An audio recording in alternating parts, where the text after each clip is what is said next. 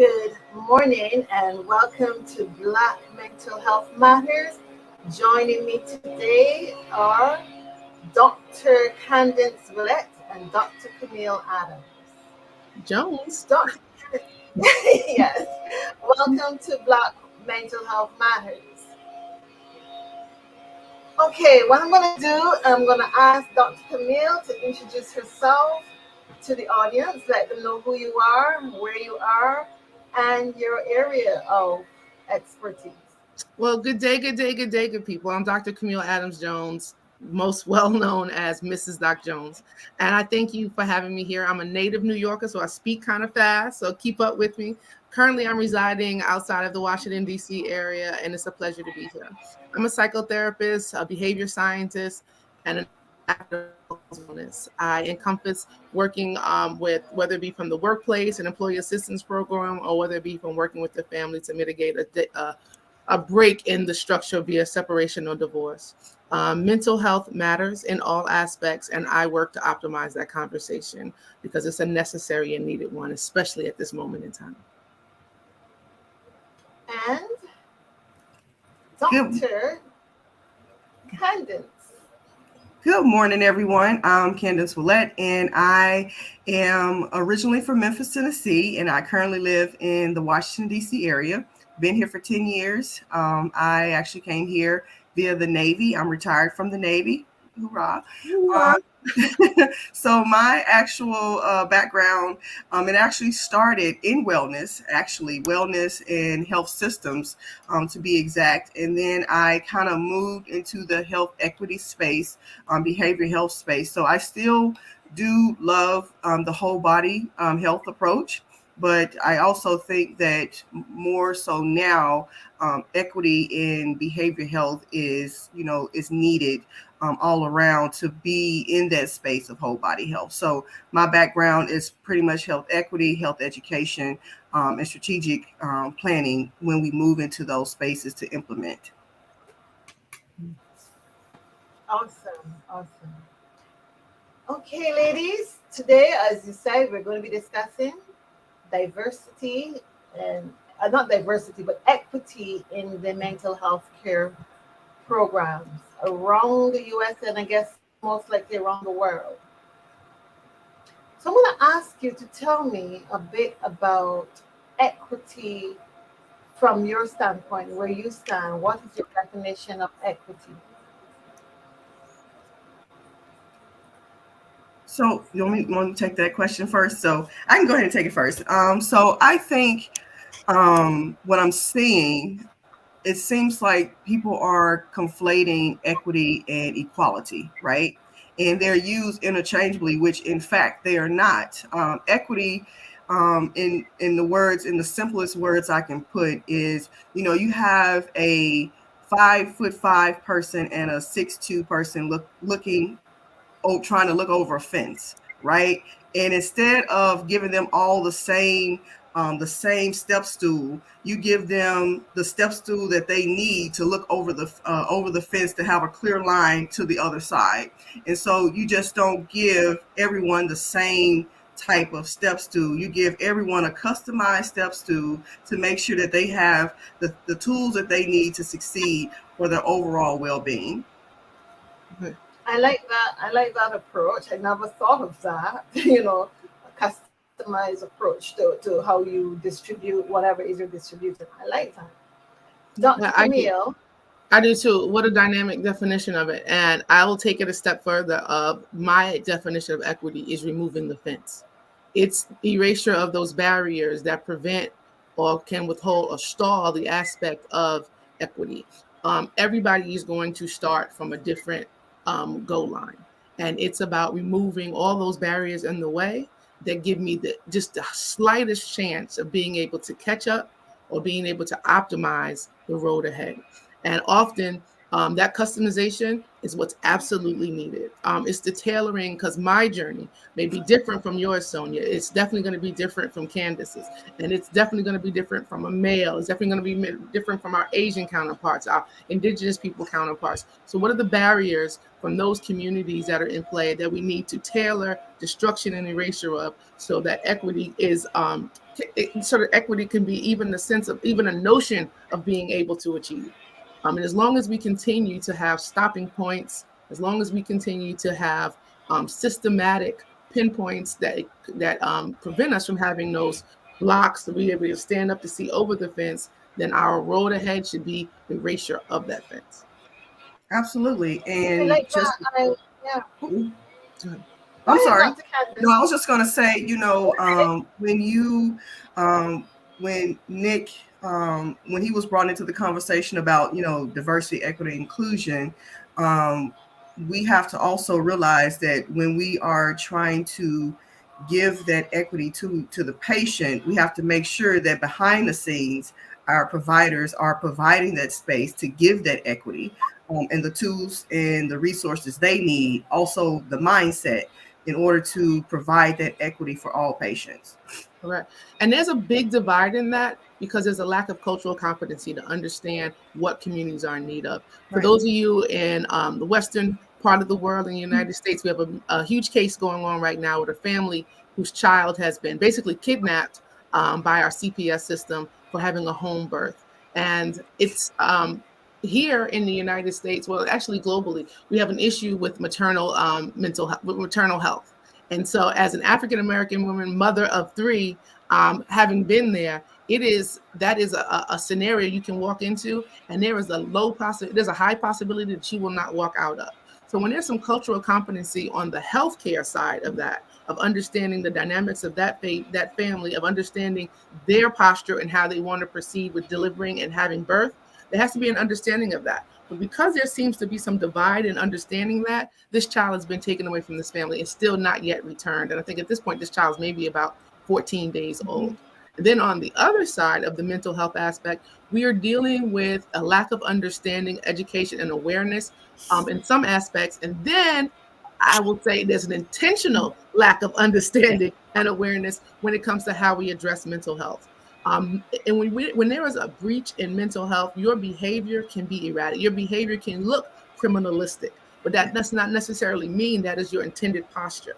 But when we have individuals in the first responder community, when we have individuals in policing, when we have individuals who are first on the scene, if there is not that educational awareness of mental health, there's not an equity of understanding what is the posture of that community in which I am working in, because I'm not a part of it, there is a definite divide and an opportunity for harm to the services to that community.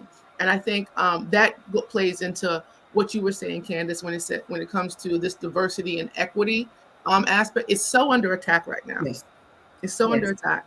It gained, and I know this is controversial, but it gained huge.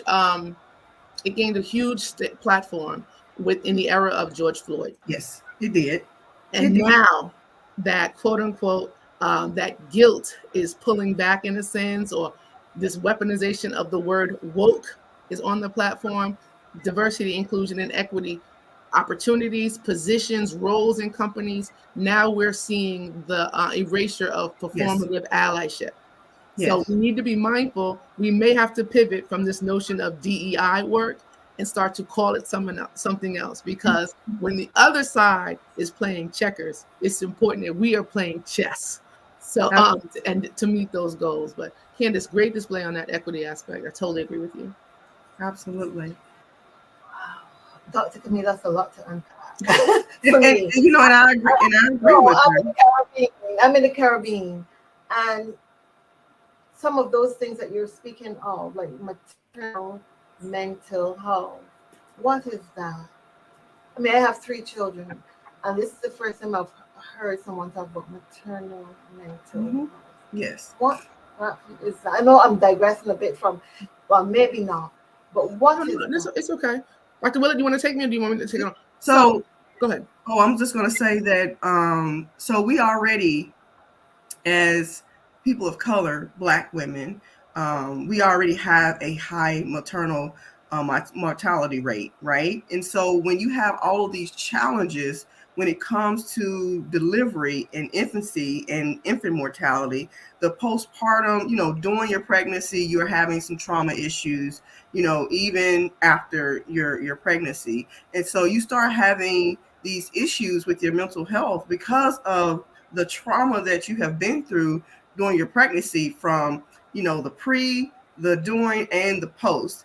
And so when you deal with so many medical traumas or catastrophes, you always come out and you have that, that postpartum issue. Like, people don't believe that's a real thing, but postpartum affects your mental health all the way. And so we have to take a really serious look at, especially Black women, because Black women are the highest at risk. The saying a few years ago says that when a Black woman has a child, she's literally putting her life in danger because of bringing a life into this world. And so pregnancy and mental health goes hand in hand, especially with Black women. Even regardless of your social economic status, we can see that when, like with Serena Williams, right? She had a whole lot of issues, and she is the top tennis player of the world, and she has a lot of money, but she still have those issues with her body, with her mental health. And you could see it when she first came back to the game of tennis. You can see that she was having some issues mentally and physically in the game because she was not physically all the way there yet. To be Black and to be a Black woman and to be pregnant at this time is probably one of the most anxious postures you could be in at this point, because it's not just the what was this magical, beautiful gift of life, this blessing we used to coin it as. You now have the angst of identifying whether or not you are in a safe space when it comes with your medical team. Yep. Whether this is a milestone in life that you will have survivorship in.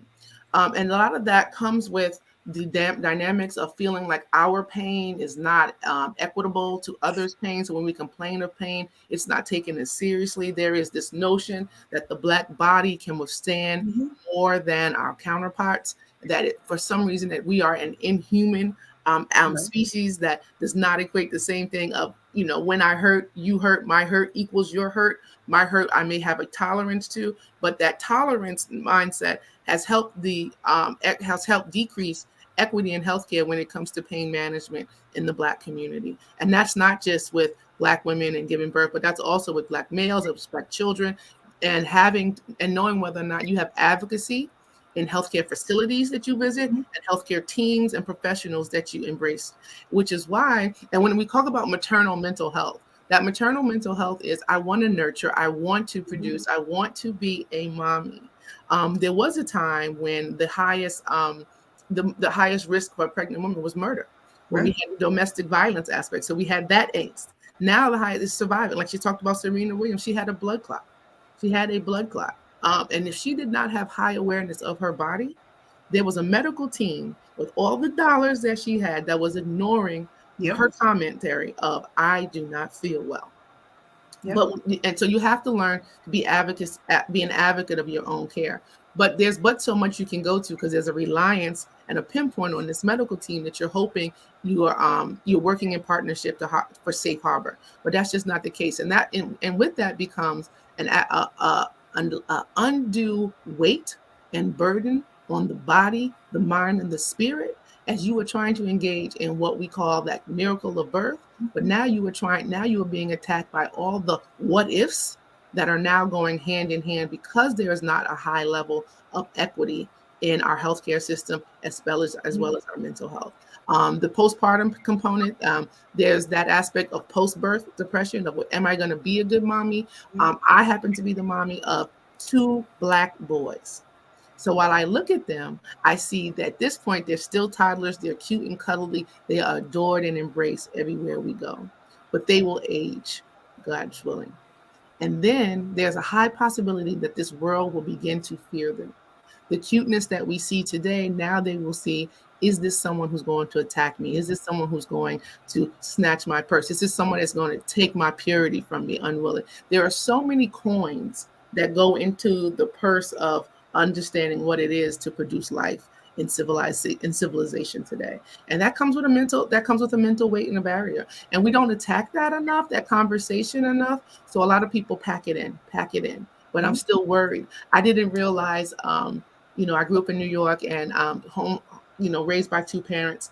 I never realized my mother had made a statement. I didn't realize it until I became a mom. She's like, every time, middle of three girls, she said, every time you girls leave this house, I don't sleep until I see you return. She's like, I may be in this bed, but I am not sleeping, and I am nowhere near resting until I see you again in this home. And that what a posture. What a posture to have to be in on a constant. The body's just not built to be in that type of dynamic of high level suspense, but it is now becoming our norm. And that tax and weight is something that maybe other cultures don't have to deal with. Yep. They don't have that plight to climb, but we do. And so we have to have communities that will embrace us to host these conversations and teach us how. Like we need a Dr. Willett to have these conversations of health education and understanding what are your outlets, what can you do for just survivorship of today's dynamics. That's very interesting. I'm so glad I have you on as a host because I'm learning and I'm comparing notes. I'm saying, well, I'm in Barbados. And Okay. I know that our hospital gives us the best possible care that it can, especially during childbirth. I don't recall having high numbers of childbirth deaths. We've had to introduce new aspects, whether it be the return of the midwife, Right. doulas, Doulas. just trying to. But Sonia, does your healthcare system look like you? Yes, they do. in Barbados? Yes. So that's a different. So that's the location, right? Majority do. And I know that individuals come everywhere. When you're in the medical field, you practice everywhere. I have doctors who come from South America, East Asia, Africa, the Caribbean. They come from everywhere, but it's a difference when you can walk into a facility and see likeness. See Right. someone who may have, it just changes the game because now that equity that we spoke about, that distance has decreased a bit because maybe there's someone who looks like me there, and maybe this someone can relate, and maybe this someone takes a priority of my well-being, and maybe this someone has a high understanding of how I feel right now and is going to help me get through point A to point B, because that is considered safe harbor when we think about our healthcare experience. Yes, and that's one of the things when we talk about access to care, the social determinants of care. We're always talking about the representation of our providers, of our medical staff. We're always trying to figure out how can we bridge that gap a little bit. Can we narrow the gap just a little bit more? And when you bring people that look like you, understand you, you have a better dialogue, you have a better communication system, you have a better literacy of understanding what the doctor or what the provider is saying. Because I know I actually have purposely went into a doctor's office, just stripped of all of my accolades behind me, dressed a certain way, just to see how they would perceive me and how would they interact with me. And it was heartbreaking. But then when I told them who I was and, what I did for a living, it was, oh, and then they started, with the knowledge. And I say, but we have to do that with everybody. You have to come down, you have to meet the patient where they are. And if you're not willing to meet the patient where they are, you just further those barriers to care all the time, and those stigmas. And so if a provider is being standoffish or they're not talking to their patient, how do you think the patient feels when they walk out of that office? They will not feel confident. They will not feel like they learned anything about their mental health or their health in general. They don't understand what needs to be done next because there's no follow-up. So how do you think they will feel? They will go home and never return. Yeah. And that's a level of code switching that we've had to do in mainstream society for just assimilation to get the things that we need. whether it be in the workplace, needing to not huddle, not having all the blacks huddle at one time because Yeah. just having to separate and things like that, or whether it be, the way we wear our hair, the way we present ourselves, our tone, just how we have to shrink for people who have no idea how small they are compared to what our capabilities and talent is. And that's in itself is a lack of equity in mental health care, when we can't even show up as our best authentic selves because our counterparts have created such barriers and outliers that prevent us from advancing if we show up in that decorum. And it's been long standing, and I think there's a revolution in a sense going on, but there's also a smothering of that is continuing to try to make sure that the authentic population does not get a seat at the head of the table. Everybody's customizations of what we consider professional continues to ring true. What everyone's understanding of what they deem as appropriate continues to ring true. And in that, there has been a big drift of individuals with the hell no, we won't take it no mo movement. And people are moving out and creating their own spaces. And I think when we think about this mental health and equity aspect, that is going to be our greatest catalyst of advancement. We are going to have to become builders. There is a statistic that there is a limited number of Black faces and voices and talent in healthcare, not just in mental health care, but in healthcare all around. And we're changing that. There are we just had Match 23, where individuals who are getting into med schools, individuals who are going to become doctors, and those faces are brown. Those faces are Black. Those faces understand the moment, and they recognize and are stepping up to answer the charge that we need more of us in these spaces. The same way we need more of us in the voters' ballot boxes, we're going to need more of us in mental health care, primarily because our needs vary from systematic, passed down traditions of psychology norms. That DSM-5, does it fit us? It doesn't even host the concept of racial trauma. But how many people know that's real? How many people know that's real? I'm married to a Black man. When we get pulled over by the police, that's some racial trauma. Before the officer even hits my doorstep or hits the side of the car to ask him for his license and registration, that's trauma in the sense of, are we going to make it home tonight? When we look in the back seat and see the car seats of our little ones, are we all going to make it out of this position? So to ignore this a whole aspect of a community's experience when you have noteworthy, high profile, global examples of its existence, that is an alarm that should let you know the doctrine of the roadmap to mental health care is not written to include me. And that's when we have to become builders. We have to build what we need. We have to participate in what we need. We cannot be advocates of this doesn't work, and our next breath is not a tangible action to make it work. You cannot be a spectator in the days to come.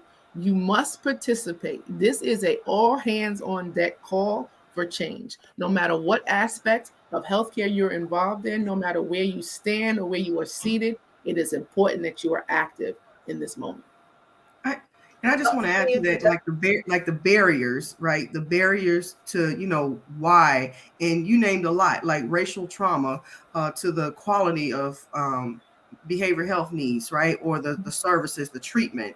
And I think as soon as some of us, some of our, people of color, Black community, what have you, you're already in a biased situation as soon as you walk through the door. You haven't even sat down and told people your name yet. You haven't even did none of this, because when your information comes, like insurance, it starts at insurance. If you run your insurance, if you're a Medicaid, Medicare, or you don't have the quality healthcare, insurance, they automatically have switched into a bias mode already. So when you walk through the door, you already have barriers to you already. Your zip code, where you live, what's your income? Because for I some, never thought about that, but your zip code is a social economic identifier. right. It's called zip code discrimination factor, where they actually not only in real estate they use it, but also in healthcare and social services they use it. Because, for an example, here in Washington D.C., it's a section of Washington D.C. that you don't really have a trauma level 1 hospital at all, and you have one grocery store to share between 2 wards, right? But if you go up the street 5 miles to the area that where the homes are, 700 to over $1 million, you walk every block and you have a green space, you have a grocery store of some kind, you have a hospital in the same ward, 3 hospitals in the same ward. So all of these things are factors, is their access. And so when you have those issues where you can't even walk out your front door to go a mile up the grocery store because, number one, you live in a food desert, right? And so you can't even get the nutritious food that you need. And in order for you to go to the doctor, you have to hop on a bus. You got to decide, do I get a cheeseburger or do I use this bus fare to go up to another ward, which takes you an hour to get to because you're trying to get to the doctor. So now you're And what if I'm an elder? An elder. So fixed income. What you have all these that? barriers. And so when these barriers are so profound, especially in the Black community, for an example, the last statistic I pulled, it says 24.6% of Blacks are in that space that are clinically diagnosed with a medical illness or disorder. Now, this is the problem. While it may be on the lower percentages than other races, the problem is that it's so prevalent with other things such as homelessness, lack of education, lack of access to services, resources, jobs, all of that. So when you have all of these compounding things that are barriers to care, how can you get adequate care when you can't even get to it? Or you don't have the resources to get to that, or none is provided to you. And so I think I used to work for a nonprofit years ago, and we was having this problem with veteran families, and we was like, well, we offer telehealth, and that was a barrier to break that barrier of people driving through the streets of DC trying to get to an appointment. So they actually made let's come to you, so to speak, instead of coming to us. There's another aspect that you bring up when you talk about the proximity of grocery stores. Food injustice and food inequity is a big contributor to mental health barriers and equity in that. Nutrition, individuals don't realize this plays a large role in your stability, because mental health is physical health. And I think that when individuals when they're starved, proper nutrients. I know you don't have this issue in Barbados. You can walk down the street and get anything that you need right off the tree. But here in the the state, to some extent, yeah, we may not have the same level of racial divide, but we do have class barriers. There are those who classism does exist in Barbados. So we do have pockets of poverty, extreme poverty. And then you have the middle class and the working class, and we live differently. And that classism, it transitions over into our education system. Mm-hmm. It transitions over into this notion of the prison pipeline that we create. It transitions over into the conversation that is nurtured early into the minds of the young, when their community involvement, their exposure to violence, their exposure to lack of resources, their exposure to even the beautification of their community. Mm-hmm. Candace and I, being in this Washington, D.C. area, that same block that she spoke of, 5 miles distance apart, there's a difference in greenery. Yes. The difference in scenery. There's a difference in the liquor store laundromat aspect as opposed to the Harris Teeter dry cleaners aspect. And all of that visualization is a posture that plays on the mental psyche. Yep. This is what I am accustomed to. This is what I've been bred to believe and see. So scenery is a big aspect in play on your mental anguish, and that is also a systematic play on the disparities of equity. If we can control the mind, we can control the narrative.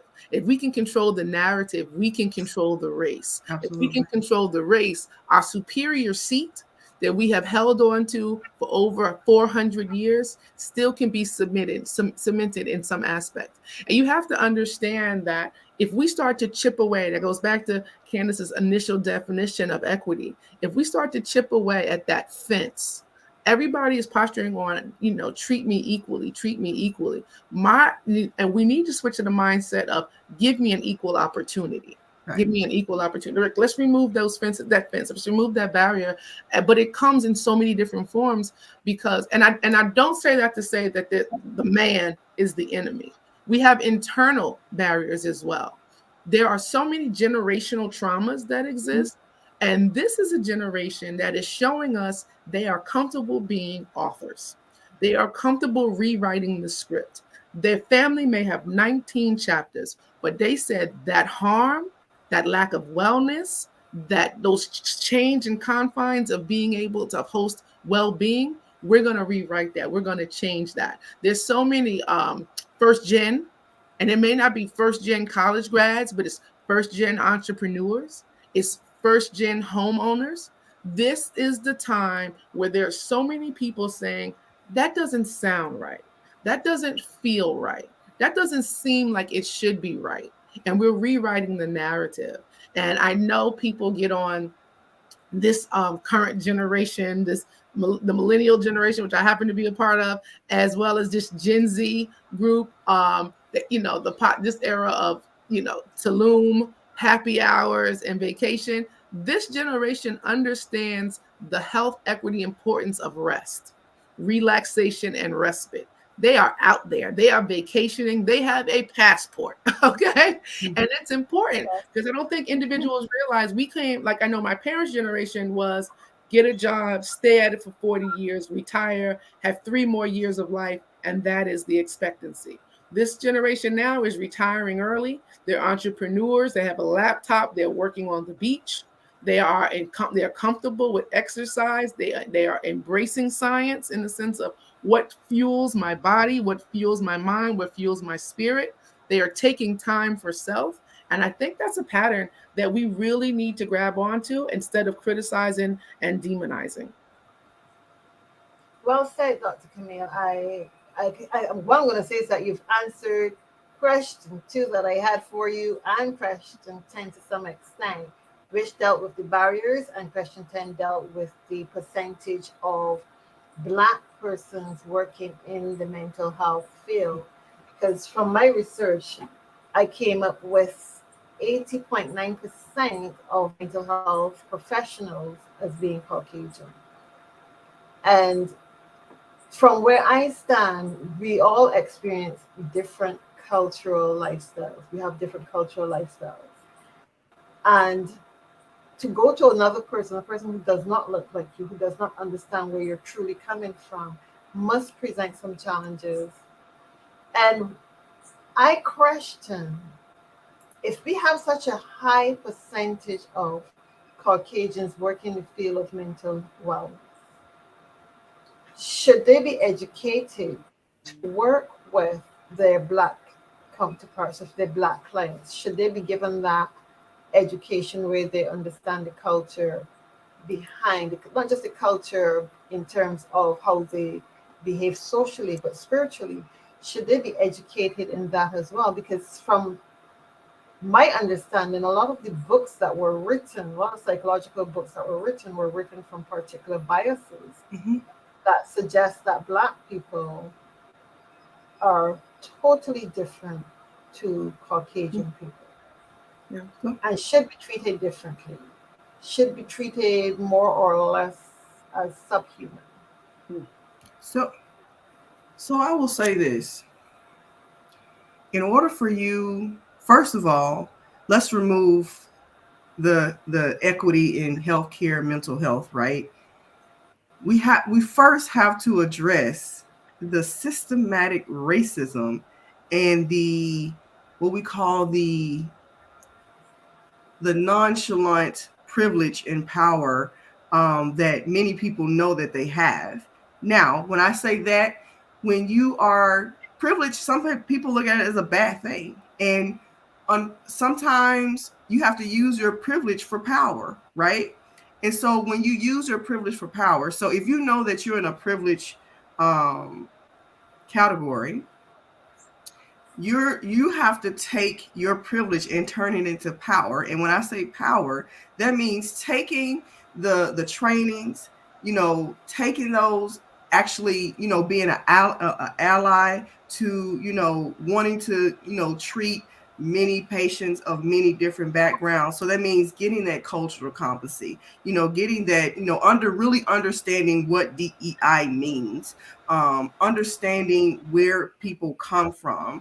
Once you can do that, then you can actually say, all right, so when I step into my white coat, I always say that when I step into my white coat, am I still bringing these biases, these unconscious biases, these conscious biases that I wear on my shoulders? Because when you put the white coat on, you still have those things on your shoulders. So can I remove those biases? Can I be aware? Because the first thing to come into privilege and power, you are aware that you are privileged. Then you are aware that you can serve your patients to a point where you can give them the quality of care, but also the equity of care.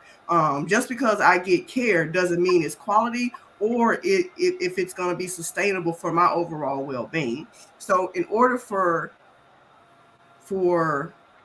a population to be served, the people that are the providers that are actually that are going to be serving that community, they need to actually go into and learn, listen, right? That's the biggest thing that you have to do. You have to listen with a closed mouth and open ears and an open heart. And so when you do that, then you can start to treat your patients appropriately and equally across the board. All right. I will say this. I want you guys to consider the source when you grab statistics and messaging of what of narratives, and I want you to not necessarily just take on the number of the a statistic that they give, but I want you to research that source. What's Yep. the motive? What's the motivation behind that source? And I reject a great deal of things being in this field because when you get on this side of the fence, you start to see how man touched and biased research and statistics can be, because we're here. We're Mhm. here. African American, Caribbean American, Haitian, like just the black face and the black talent and mental health care is present. In this room alone, you got two doctors on this call right now. I see Latoya Gordon, Mhm. MPH in the I see a behavior interventionist and Deidre Hickman, and we're here. There are so many. There's therapy for Black girls. That is an organization that has hundreds and hundreds of black faces, brown faces, of of specialists in all disciplines you can ask for. Clinicians of Mhm. Color, run by Lisa Savage. Another group, you can find a diaspora of clinicians that are out there. Yes. People go to Psychology Today. We may not be the majority on Psychology Today. The Psychology Today prices may not fit our may not fit our bandwidth. Then there's my organization, Clinician Fest. I started a platform back in 2020, which is a 2-day virtual conference for all disciplines in mental health. Whether you are a licensed marriage and family therapist, whether you are a behavior interventionist, Mhm. whether you are a public health initiative, whether you're a social worker, whether you're a psychologist, whether you're a psychiatrist. We started this platform to really champion the moment and the conversation at time because there were not materials out there and conferences that catered to this community and this population. And since then, in the last 3 years, this will be our third inception. May 4th and May 5th. It's a virtual conference. Somebody put that in the chat. www, not to sell anything, but www.clinicianfest. And I just want you to go to our website and look at the lineup, not just from this year, but from past years and the year before that.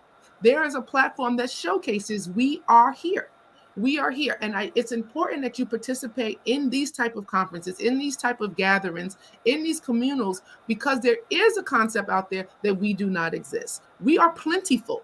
We are plentiful and we are talented, and we come with what we call lived experiences. Mm-hmm. We have been in the classroom, we've got the textbook understanding of the field, and we have had to, what we do, what Dr. Willa talked about, customize. We've Yes. had to customize.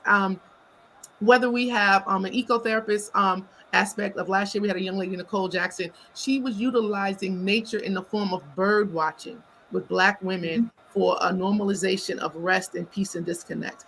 Dietrich Hickman in the chat had asked, what are some tools that you do Mm-hmm. every day, when you leave the office of caring for so many people? How do you come home and have wellness and oneness as an individual? And these are, we brought Clinician Fest together because it's help for the helper, for you to come into these rooms and like really magnify your understanding of what is out there, what is the demand right now, what is the conversation, and where we have gone from understanding that would have been of depression. Depression looks different in a 25-year-old African American male as it looks in a 55-year-old Caribbean female. And we have those specialists that exist. They are out here, they exist, but there is a narrative, oh, it's not out there, so we don't get help. There's Right. also a myth that Black males, Black women, Black families don't go to therapy. We do. We do. That's why when you see some of these things that bubble up in national headlines of explosion and explosions of just anger, rage, our restraint is because we have cultivated an understanding of how to be restrained. We Right. understand the moment, we understand the position, we understand where we can be, because we have not just the therapy that individuals are considered of, like getting on the couch, but we have found other ways to cultivate our wellness. Whether people don't realize Big Mama's dinners on Sunday, just bringing all the family together is an opportunity of wellness. Another component of understanding is spirituality. This here in the United States this weekend is Easter weekend. This is what we call Holy Week here and things like that. We had Good Friday. Tomorrow will be Easter. Our understanding of what Easter, the spiritual connection of that. Health equity. We have so many individuals in the Black community that started creating products for Black hair, for Black hair. Another aspect of wellness. So when people say that we're not out there, we're here.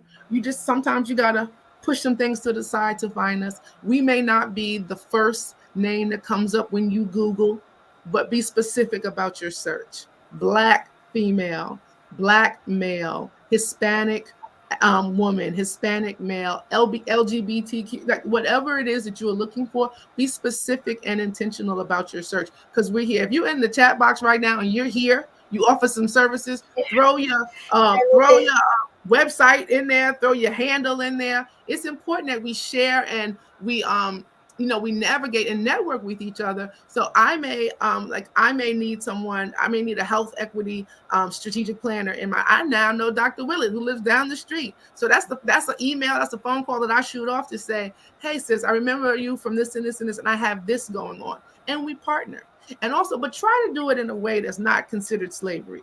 Pay for people's time if you can, even if it's just to meet at the area coffee shop and you sponsor a cup of tea.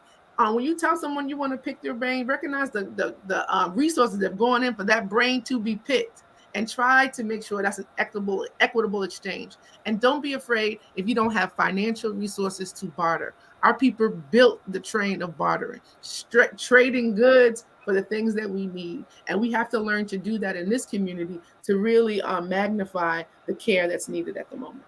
I think so. Okay. Also, just when we also think about, Black women, Black men, our Black children, our youth, we also have to think about the veterans, right? And they're a subset of our community, and they also deal with the same types of issues that the main population deal with. But it's also some biases there, especially speaking as a veteran myself and understanding what navigation looks like when it comes to a veteran. I see a lot, and it's really no different. But the one difference is that we served our country freely, but we also people have that layer, and the layer is that you have served your country. Now, again, we're going back to this biases. Now, I put on my form that I served in the military. Now, if I get a provider that hates the military, that's another barrier, right? So I'm a Black woman, veteran. That's three marginalized things that's going against me already walking into somebody's office. And so we also deal with those issues, and within the veteran community, we deal with those that homelessness, and the mental health is magnified in the veteran community because everybody automatically assumes that all the veterans have PTSD. But right now, what's causing many PTSD cases is not, combat related trauma. It is military sexual trauma. It is sexual harassment. It is suicidal thoughts. It is things that have happened to you in the military, and you don't even have to see combat. And so you have those what we call invisible wounds that a lot of people just don't understand. Just going, putting on a uniform can be traumatic in itself. So we have to realize that we also have those subset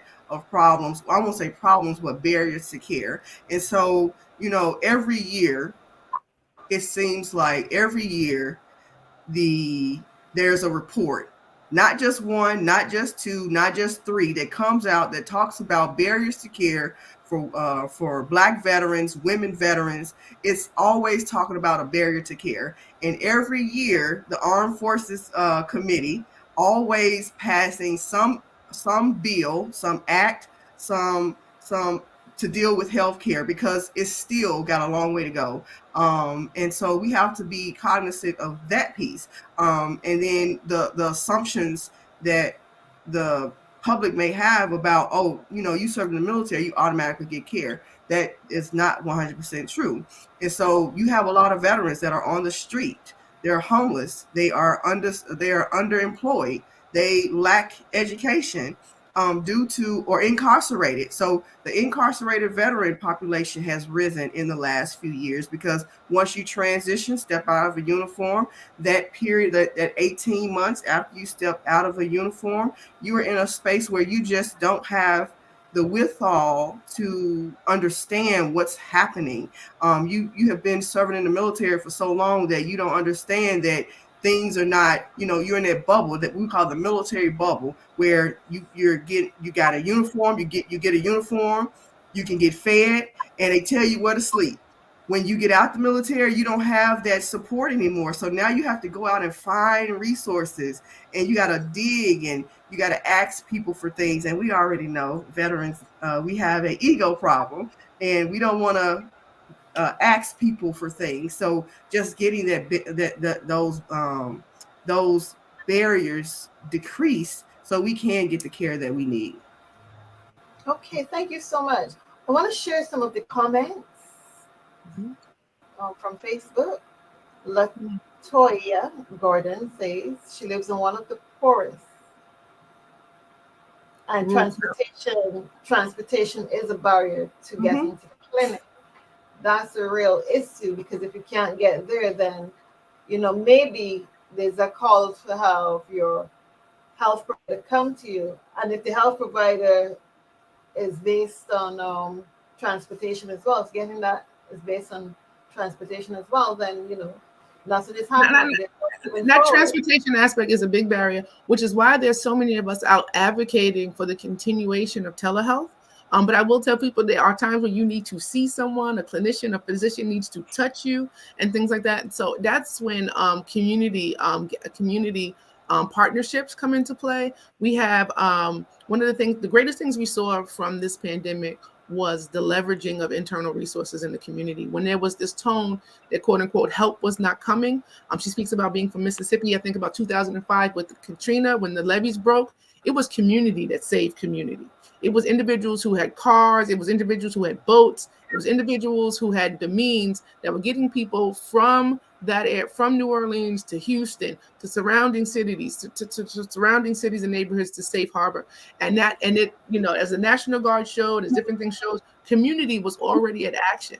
And so if you know you have a population when you live in a rural area where transportation is an issue, it's important to leverage who's moving. When you see vehicles out there moving, is it produce truck delivery trucks? Is it the church van, Meals on Wheels? How can we speak with those community partners to ensure that, okay, the church van is sitting still every day but Sunday. Can it move Monday through Saturday to get elders or, certain population components to doctor's visits? Can we have checkpoints where we almost turn the school buses when the school buses are moving when school's in action? But what are they doing on the weekends when school's not in play? Or what are they doing as the children are in instruction? Can they be moving to help our elders get to doctor's appointments? There's so many ways to make it work, but it entails getting out there, organizing and expediting and executing the plan forward. And you cannot be afraid. Someone's got to be brave.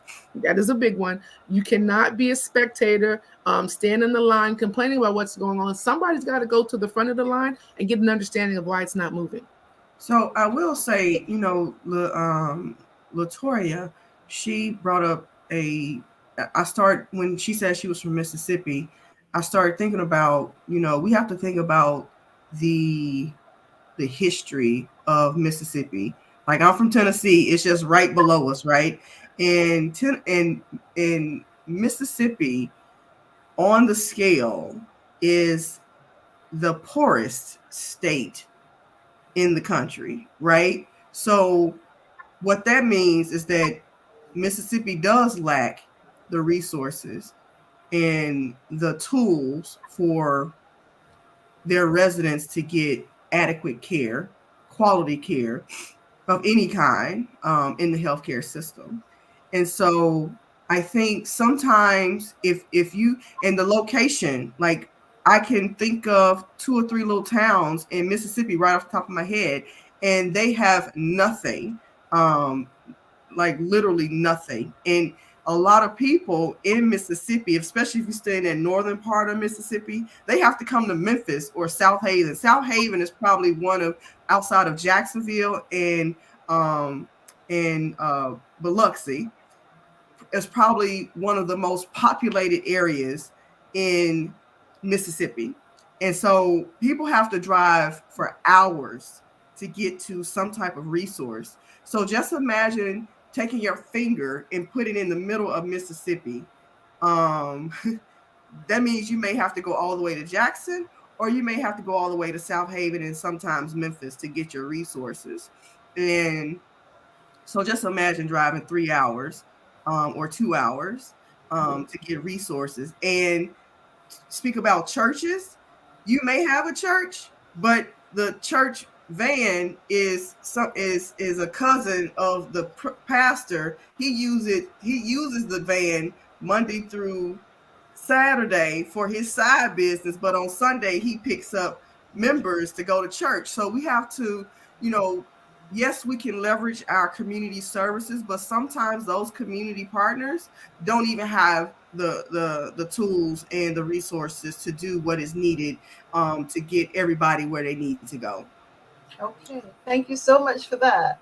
Now we have Dedrick Hickman, who says, I'm a behavioral interventionist, and my question is, when working in mental health, can you truly disconnect to protect your own mental health once you leave the office for the day? If so, what are some of the suggested tools? I think for me, that's maybe. and it really depends on the day and what it puts on you as you're working, because you never know what a client is coming in with and what conversations will trigger. I recently lost my mother, so I'm not doing any grief work. One, because there'd be 2 of us laying in there, like just falling apart at this time. And so you have to know what's your tolerance and what's your aptitude when working with clients. And you do need to have what we call like a debrief routine. Mm-hmm. For me, I have found that I had to get 2 things. I had to get a hanger and I had to get a shower chair. a hanger. I had to find a way to hang up my cape. When I was done crusading for the day, I needed to hang up my, this mythical cape that a lot of people wear, not just clinicians, but mothers, teachers, the clergy, like everyone, farmers at this point. I had to hang that up, and then I found that one of my aunts needed a shower chair when she was getting elder, and we put her in the shower, and I found that sitting in the shower, in a hot steam shower, and washing, just letting water run, and then watching that residue of the day go down the drain was a sense of relief for me.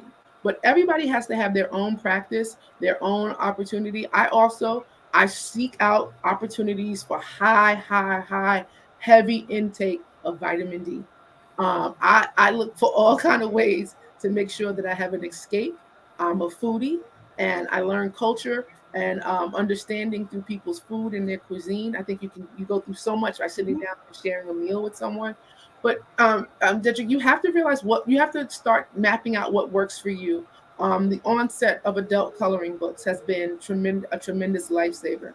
Taking on the understanding of meditation, yoga, Reiki, having a routine of we had one thing that nurses and doctors and clinicians in the hospital started practicing when COVID hit: undressing from your scrubs and your quote unquote work clothes in the garage. Having a sanctuary that does not get breached by the day in which you have just worn is a big tool of helping really settle the mind and reset for you to be able to stand up and do it again tomorrow. And, I hope it and helps. I'm gonna piggyback off of you, Camille, to address Dietrich. I think I know Dietrich. I will say, I'm gonna give this story. I used to work in gun violence prevention, and mental health, and I realized the vicarious trauma that happened working in that space. And I said, you know what? This is not for me anymore, because every day going in having that chronic stress all day every day, dealing with a heavy topic, sometimes you have to walk away from that thing, and go do something else, so you can have that work life balance. And for me, I always know when my breaking point. I don't want to get to that breaking point. I always want to have things to pour in my cup, right? I have to always fill my cup up continuously to make sure that when I pour into myself, I pour into others efficiently. And so when you find what your jam is, you have to be willing to sit in that space and enjoy that space. And if you like going to the gym, because I like going to the gym, I love going to the gym. I love cooking, right? Like Camille said, I love cooking. I have, outside of my professional life, I have a actual web blogging food. I'm an actual foodie as well, and I have a food blog. You better put that in the chat because we need to follow that. And so, Unlike Candace, I wear gym clothes, but I'm not in the gym. I just have the outfit on. Okay. and so you just have to realize what is your what may work for me may not work for you. So if you need that down space, and then also mental health days, please take your mental health days. If you have to call out sick or take some time, do that. And so you always have to fill your cup up. As your cup continues to be filled, you can efficiently pour into others. Sonia, is it possible for you to post some of the things in the chat? I can't. I am posting some of them. I'm posting Okay, some of Doctor them. Dr. Willa, can you post in the chat? I don't have that capability. I can't post in the chat, but I can see the actual comments. I can see the comments too. So make sure. Yeah, I'm posting them here. All right, Dr. Willa, how do we get in contact with you? Because it sounds like that is going to be something we need to follow on with this food blog. I am on LinkedIn. If you type my full name, I'm on LinkedIn. I'm also, if you decide to follow my food blog and my food, testing out foods and preparing foods, it's called candydelish.com. Spell it for us so everybody gets it. CANDYDELISH.com. Also, outside of this profession, I'm also a certified health coach. a fitness nutritionist, and I do Wow, there's everything a else. lot. So I do all whole body health. So if you need some resources, just reach out to me on LinkedIn, and we can actually talk offline and have a conversation and see what you want to do, so you won't burn out. So I am the opposite. I tell all my patients, don't do what you see Dr. Jones doing. Because yes, you need to get out there and walk. You need to get in at least 30 minutes a day. You need to do a couple of miles. I am anti the Peloton cult because I like cookies. But I'm a part of the waistband crew where we just got the waistband where if you spread out a little bit, that the pants still fit. But it's important to follow individuals like this because you never know when you're going to pick up a habit that sticks, especially a healthy one. I'm like I said, I'm Dr. Camille Jones. You can follow me at Miss Doc Jones. That's MRSDOCJONES on Twitter as well as on Instagram. On Twitter, I'm heavy on Twitter, giving mental health tips. It's important that many of you in the mental health space get on Twitter because there's often some bad behavior in the therapy Twitter world, and we have to be those voices that are doing the right thing. I also want to really introduce the community to Clinician Fest. Clinician Fest is a platform that all of you should look to be a part of because this conversation and every conversation that Black mental health has looked to host is present at Clinician Fest. We are a collection of therapists on this virtual platform. It's a 2-day virtual conference. It's held May 4th and 5th. 2023 this year, and we have individuals. Last year we had over 55 countries represented of individuals attending disciplines from all over, and it's an opportunity to join in every conversation from sex therapy to play therapy to food injustice to how to care for the helper is on there. So Dietrich, I'm hoping to see you at Clinician Fest. Look at us at www.clinicianfest.com. And I want you to look not just on this year's lineup, but look on our past years. See if you can recognize a pattern. There's some definite intention of the type of voices that we host at Clinician Fest because it's important that innovation and transformative thought leaders start to take the helm in mental health care, primarily because what we talked about on this call, what was good for yesterday is not necessarily nutritious for us today. And it's important that we grab onto those messages. And I thank Black Mental Health Matters platform for allowing me back yet another time to host necessary and needed conversations with this audience. Awesome. Well said. Very well said. All right. And if anybody has any questions regarding what you can do regards to equity, I'm really much hoping that you take what Dr. Willett said to heart. She spoke about all of the low points, especially in rural areas like Mississippi, of what's not existent. And if there is something that you have that can elevate your community, figure out how to bring it to the forefront. And a lot of people say, well, I don't have the money to do it. I don't have the money. You have to exercise innovation, elevation, as well as being a transformative thought leader of how to figure out getting things done.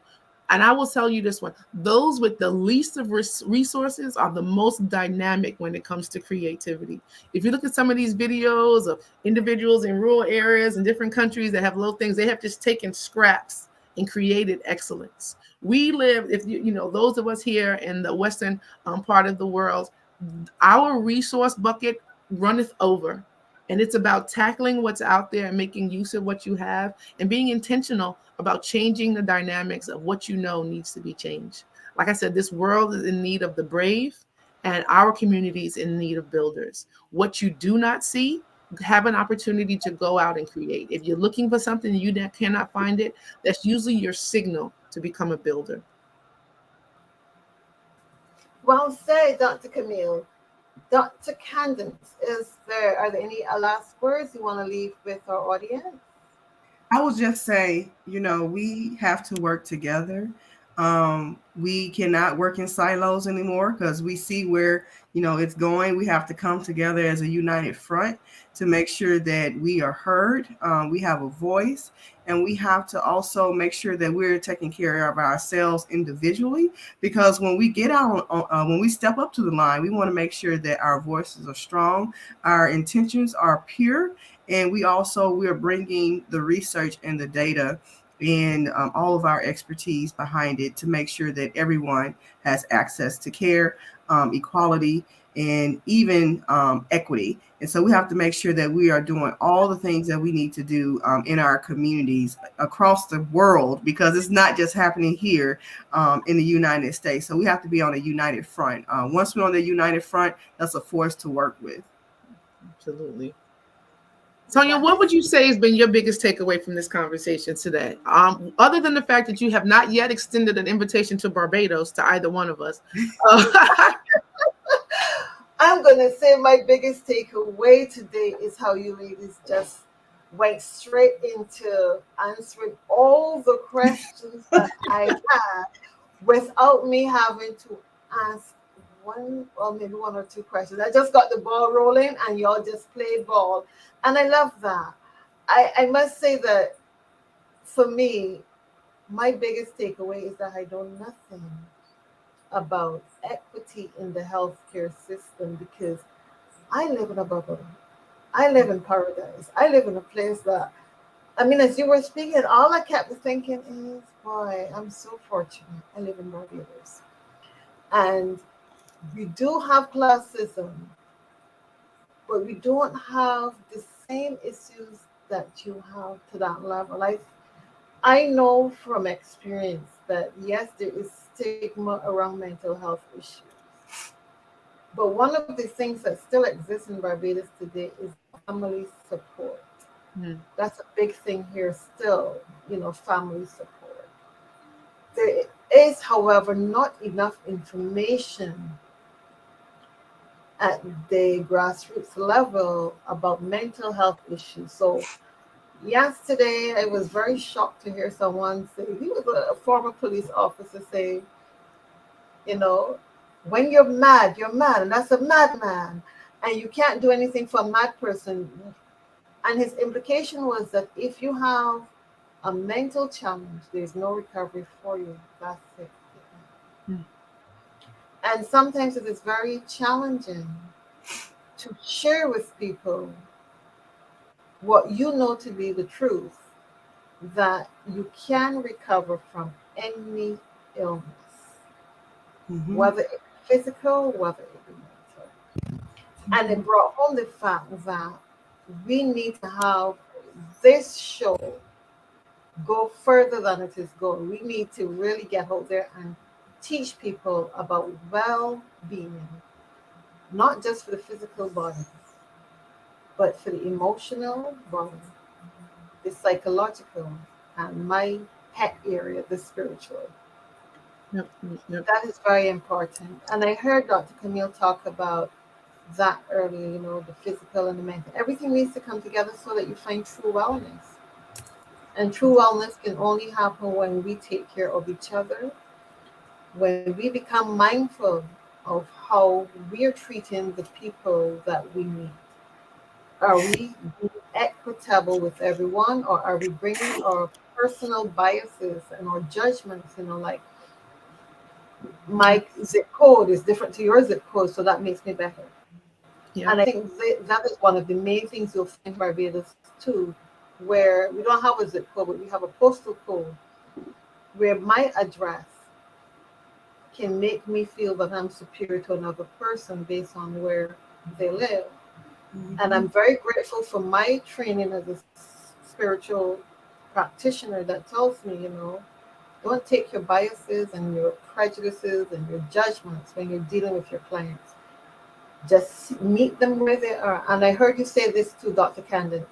You meet people at the level that they're at. And I think if we can get everyone in the healthcare profession from all levels, not just medical, psychological, and otherwise, to meet the client or patient where they're at and not try to bring them up to our level, but come to their level so that we can have a better understanding of where they're at so that the healing process can take place. Because if I stand before you and I become and let my ego, be the governing force, clients will not come back. And while listening to what Dr. Candice was saying earlier about how she felt when she walked in with all of her taking off who she was, walking naked. This is me. This is Candace. I'm not a doctor. I don't have any qualifications. The way she was treated then, and then the way she was treated when they realized, okay, you have all of these qualifications, but we'll treat you differently. When you can shed all of that and be with a client, it's going to be more impactful. Because then Okay. the client sees you as a human and as somebody they can really relate to. Can we address? I just saw a comment by Miss is it Miss Coco? She says that mental health is a new thing in the Black community. Mm. Um, can you put to kind of that question? I see you got the scroll going. Put the Clinician Fest website up there because that's interesting. She's it's a new thing in the Black community. It's a good that's conversation. So is that is that just from a South African perspective?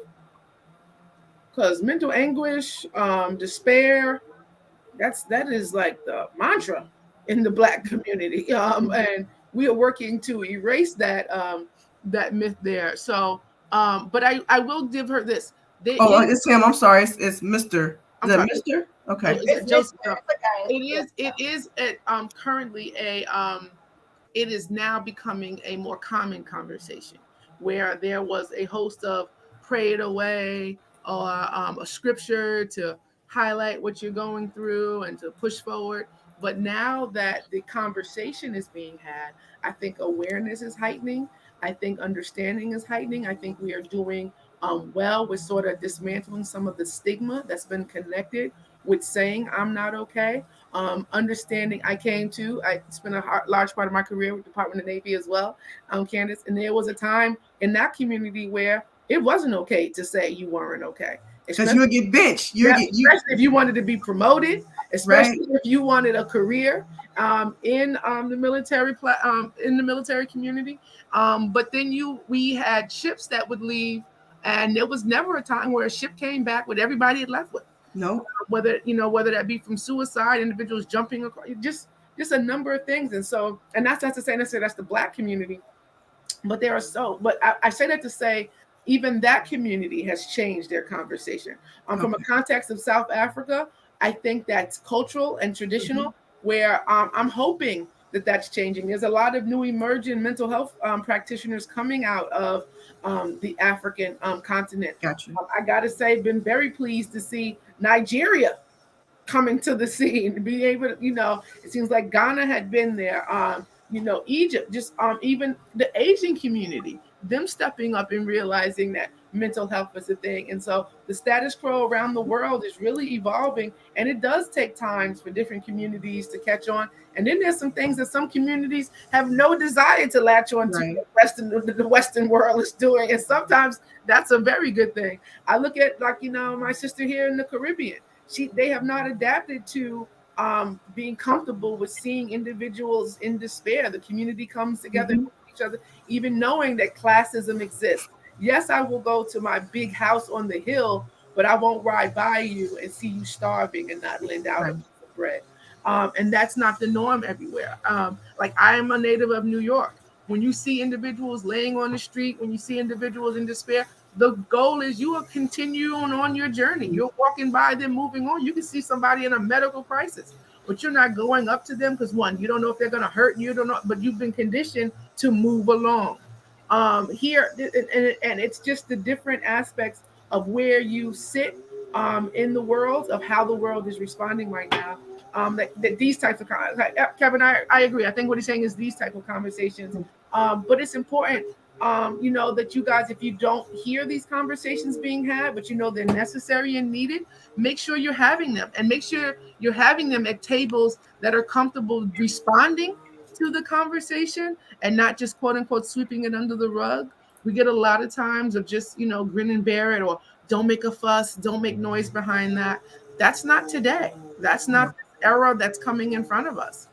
We must be loud and boisterous about what are some things that are confining us from growing, confining us from glowing, confining us from really meeting the wellness that our body needs to have sustainability in it. So, But I will say also that if you're not hearing about it, or you're just now coming into hearing about the mental health discussions, I will always extend to everyone to um, do deeper dives for themselves. When I say, evidence based, health literacy is a thing, mental health literacy is a thing, and where it's a lot of information, or I'm not sure if you may have this, but it's called mental health first aid. And I always talk about mental health first aid, because it's one of those things. If you came from a community where it was very stigmatized to talk about mental health. Mental health first aid pretty much gives you just the basics of, what to identify, how to, when you see somebody in distress, what do you do? Do you walk along, or do you call for help, like 911 or something like that? And then that in itself can be a trauma, because 911, we already know if the police show up, then it's going to be some problems. But if we have a literacy around that and community resources, like deploying a mental health, what we call the mental health teams within the police departments. Um, and I have my thoughts about that, but we also have to make sure that as this world is evolving, and the social issues that are bubbling up, to the surface, we have to make sure that we're intellectually aware of what's going on in our communities, especially with mental health. Because I remember growing up in the South, if a friend, or a family friend, or a family member had some type of mental health issue, people put them in the back room, and you didn't see them anymore. Cousin Kate didn't you didn't know where she went. She was just in the back room, and she stayed there all day long. And so we wasn't giving her resources, right? And so we have to make sure that we're um in a safe space to discuss. Okay, if I feel something is off with me, or I feel something is wrong with our family member or our friend, we can be that support system to make sure that we can give them or provide them with services and education, to understand, because you want to be in a place of empathy.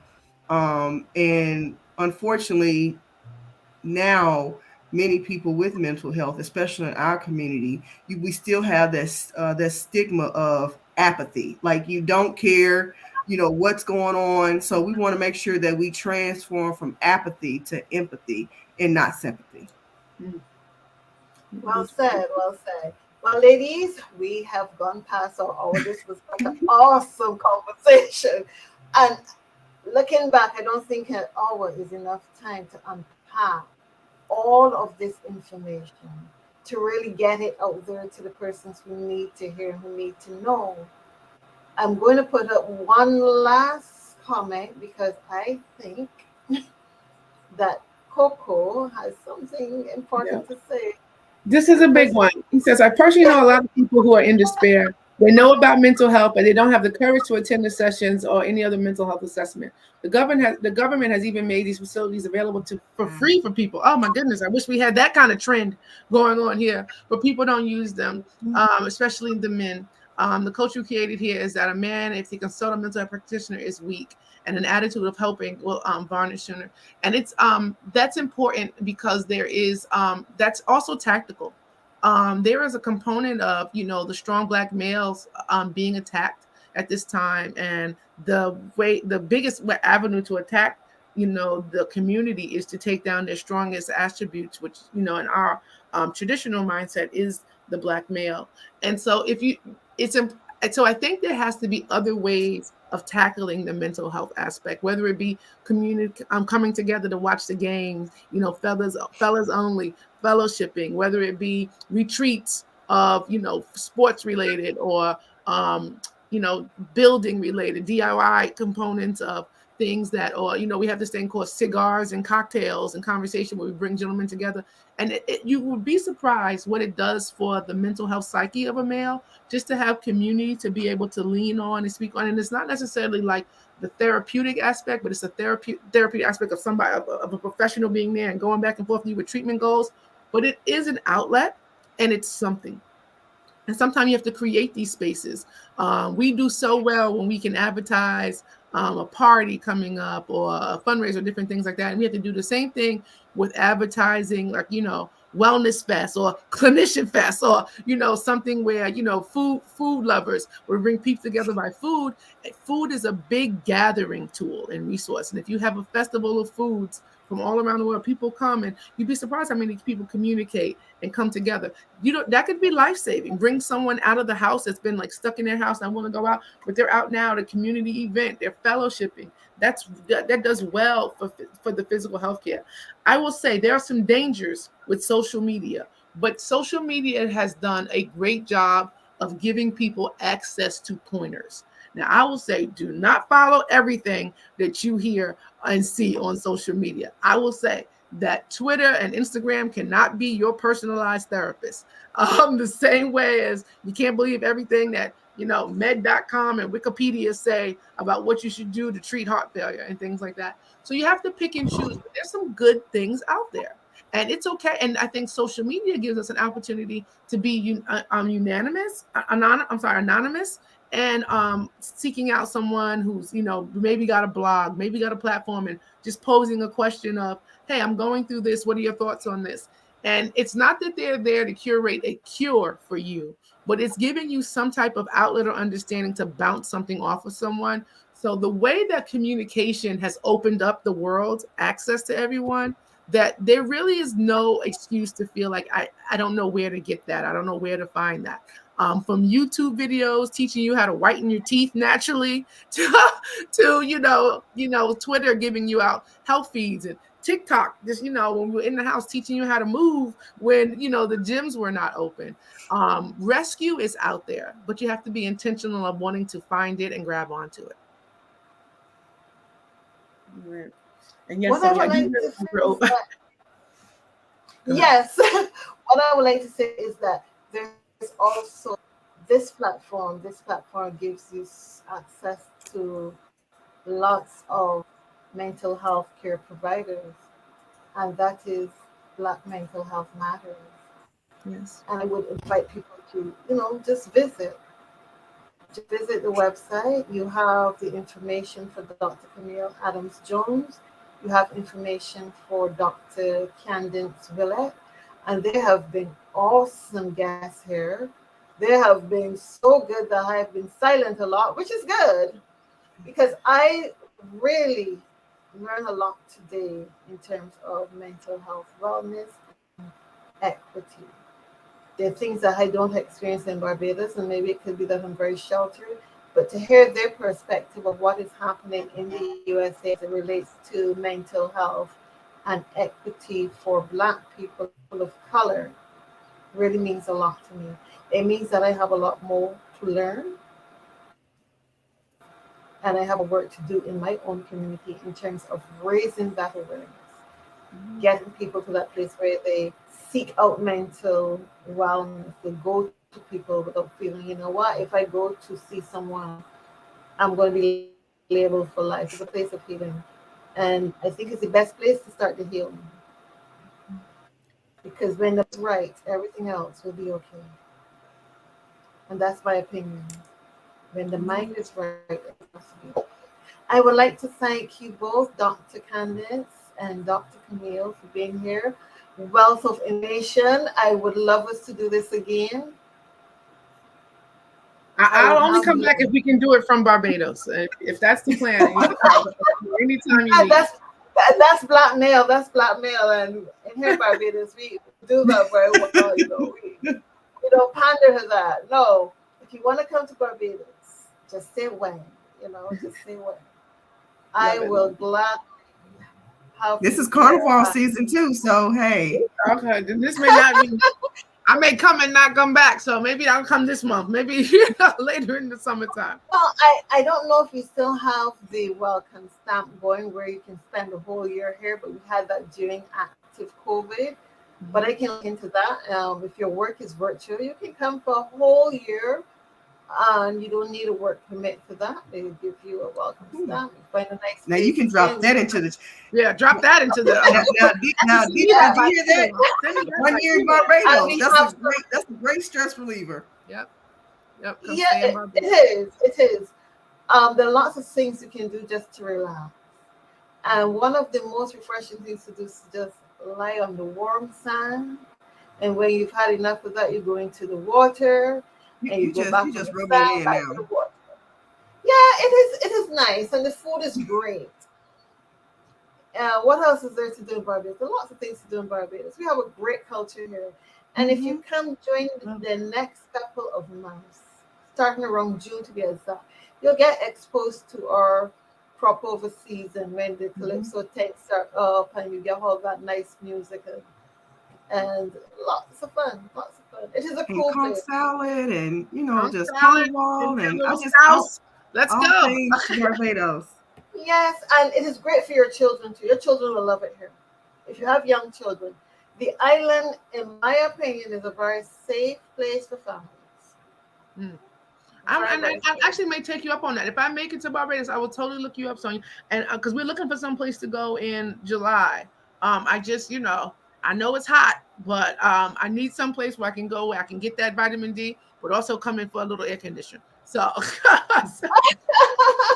well, most of the hotels and guest houses here, I say most, they'll give you the AC. But the thing is, because we're a small island, it is very breezy. Yeah, okay. Even on a hot day, it is still breezy. I was out yesterday, and one of my colleagues remarked on how the location that we were in all year long is just cool. No matter how hot it gets, it is just cool. And that's because we were in a valley. So Barbados, pretty much everywhere you go, you're going to have nice wind. You're going to have a whole lot of sand and sun. You're going to be fine here. It's a good time. Okay, we'll communicate via email. I'm gonna plan a trip now. You gotta give me some good. I need a guest house to stay at. We have family of 5, so you gotta let me know where I can stay. So when the family of 5. Yeah. Okay, you send me that email and I will tell you where to stay. You tell me if you want to be by the beach or you want to be inland. If you want to be by the beach, that can be arranged. If you want transportation, that can be arranged. I love that. Look at this, everybody. Community. She's helping. I told her what I need for my mental health and wellness, and she's giving me the resources and tools to get here. All right. Candace, jump on. We can join this family of 5. We can take 6, Candace. So come on down. But I want to thank everybody for this platform today. Take care of yourselves, and most importantly, take care of each other. All right. Thank you so much, Sonia, for this opportunity, and thank you so much to Black Mental Health Matters. Thank you so much, too, for being here, taking time out of your busy schedule to come on and share such a wealth of information. I would like to thank all those who logged in today to watch. Thank you for showing up and being present. Have a great, great day. Until.